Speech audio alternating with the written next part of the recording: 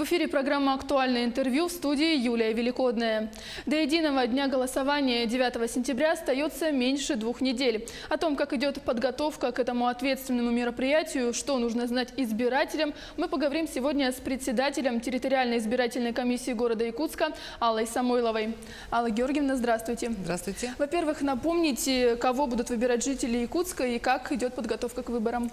В единый день голосования 9 сентября жители города Якутска будут выбирать главу Республики Саха-Якутия, народных депутатов Республики Саха-Якутия, главу городского округа и депутатов Якутской городской думы. И как подготовка идет?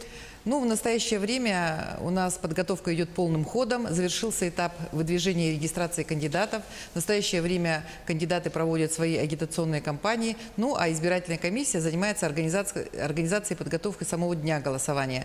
Мы готовимся к открытию избирательных участков, технологическим оборудованием оснащаем участки. Все комиссии у нас сформированы.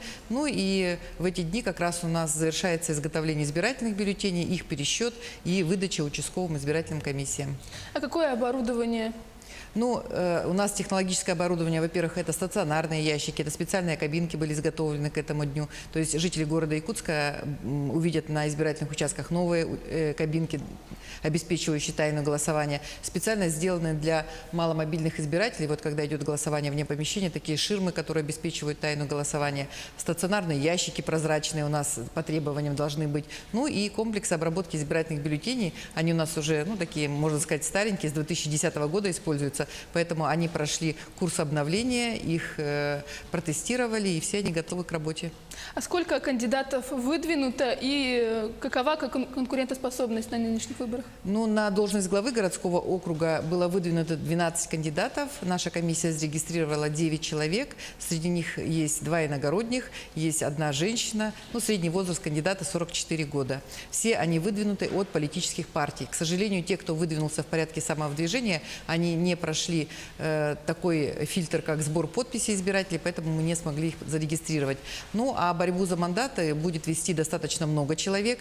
У нас участвуют в борьбе за списки кандидатов по политическим партиям. Это 6 политических партий, там порядка 160 человек, то есть у нас будет распределено 15 мандатов кандидатских, это примерно 10 человек за 1 мандат борются.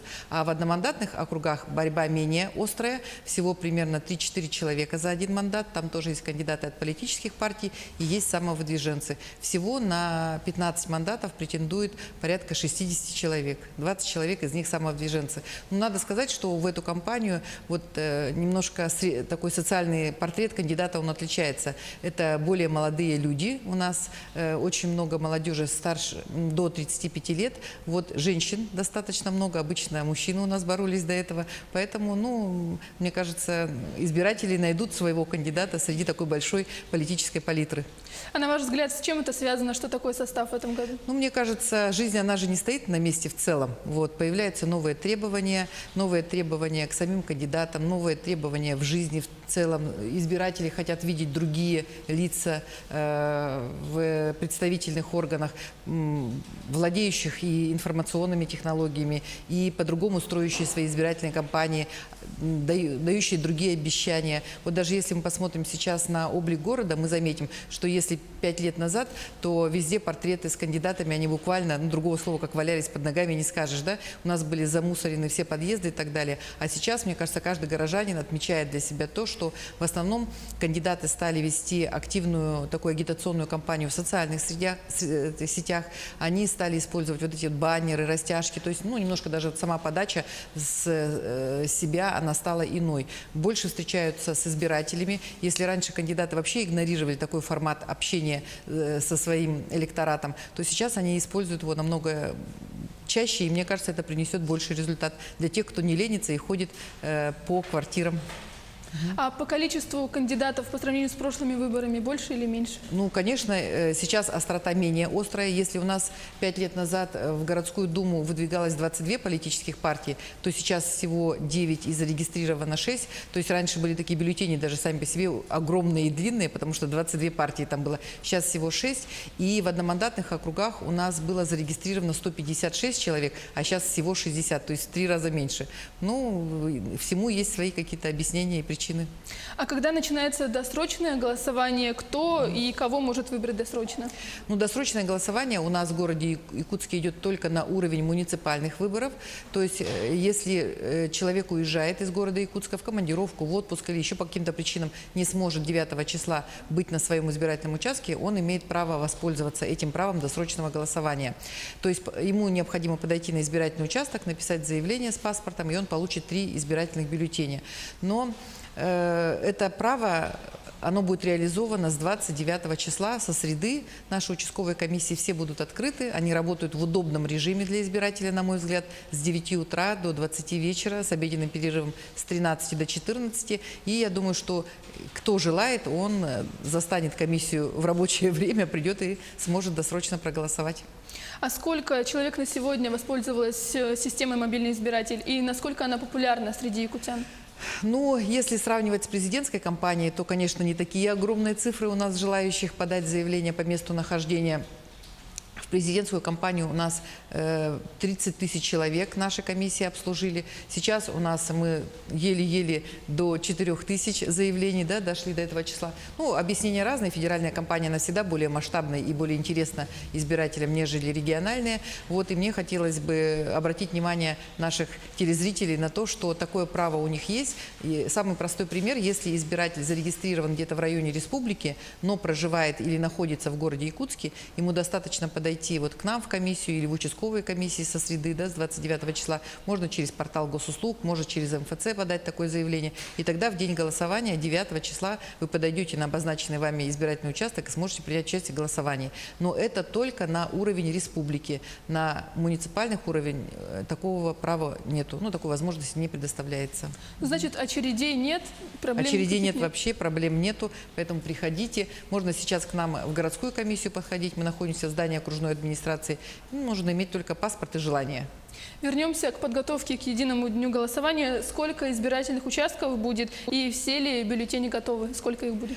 Так, ну в городе Якутске у нас 119 участковых избирательных комиссий. Из них 2 называются так временные, по месту временного пребывания. Они находятся в больницах, то есть специально организованы для больных. Это очень хорошо, на мой взгляд. Вот, а 117 таких обычных участковых комиссий. Там работает больше 1500 человек у нас, членов комиссии. Вот все они оснащены, готовы к работе, и я думаю, что избиратели уже начали разносить пригласительные на выборы. Я думаю, что многие выходные получили такие пригласительные. Там содержится вся информация, где ваша участковая комиссия, по какому телефону надо звонить в случае, если вы хотите, чтобы к вам приехали домой. А сейчас самая пора агитационной кампании. Поступают ли жалобы от самих кандидатов, избирателей на нарушения?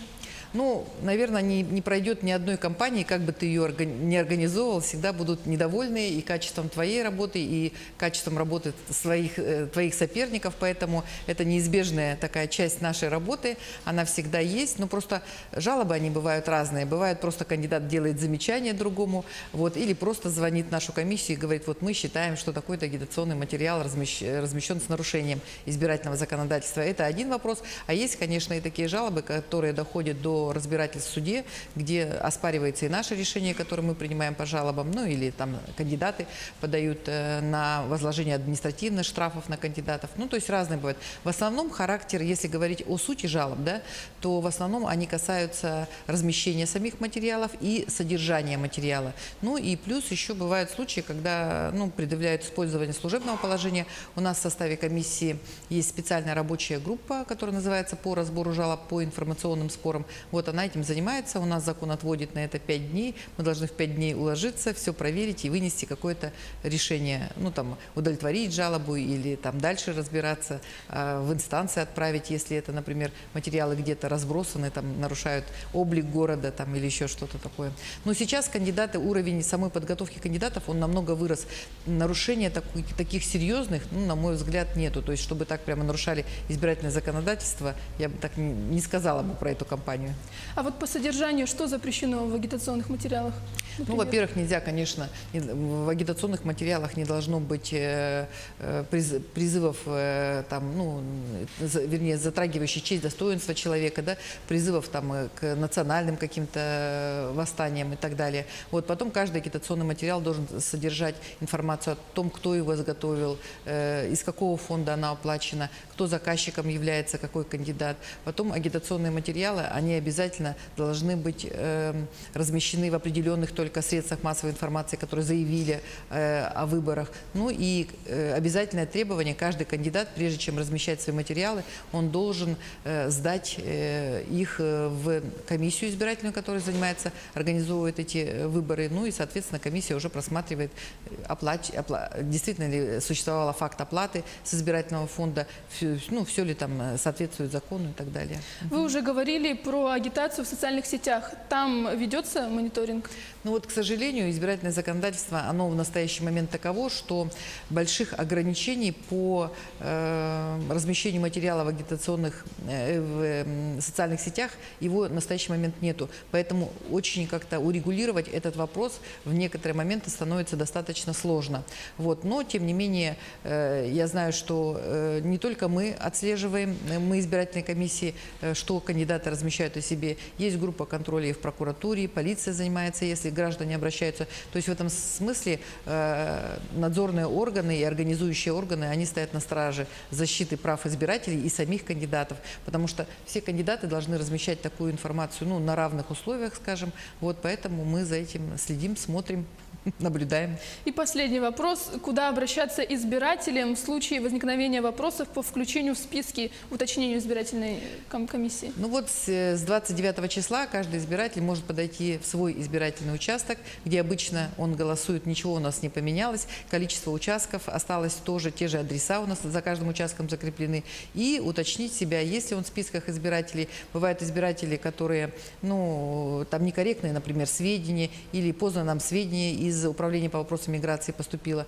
Поэтому каждый избиратель может об этом заявить, придя в участковую избирательную комиссию. Если есть необходимость, можно и письменное заявление подать, не обязательно ограничиваться устным, там, беседой с членом комиссии. Вот, и я рекомендую это делать, чтобы таких вопросов в день голосования уже не возникало.